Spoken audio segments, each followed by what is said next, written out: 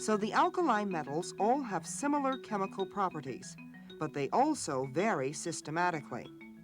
As you go from the top to the bottom of the column, the atoms of each element become larger. Chemists can use this characteristic to increase the strength of their glass.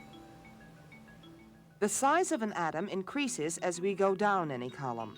In the alkali metal group, the atomic size increases from lithium to sodium to potassium and so on.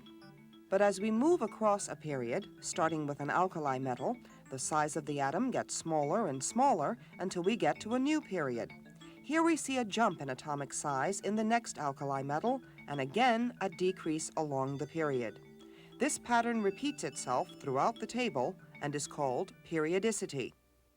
Everyone is aware that glass tends to be a brittle material. If you've ever thrown a baseball through a window, you know that the glass breaks quite readily. However, there are ways of taking that simple window glass, which is made of sodium, calcium, and silicon, and treating the glass to make it strong. One way that we do that is by use of the periodic table.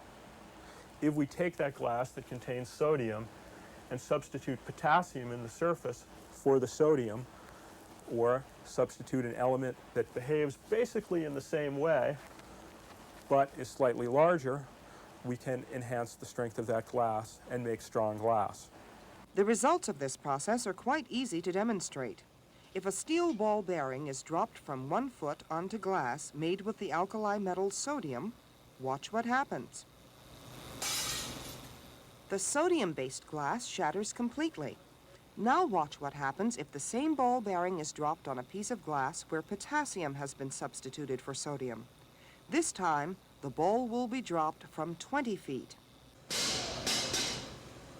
The way we do that is by taking the glass which contains sodium and dipping it in a bath containing molten potassium.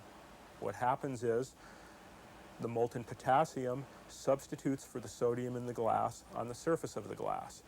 Because from the periodic table we can tell that potassium is larger than sodium, the potassium atom literally stuffs the surface of that glass.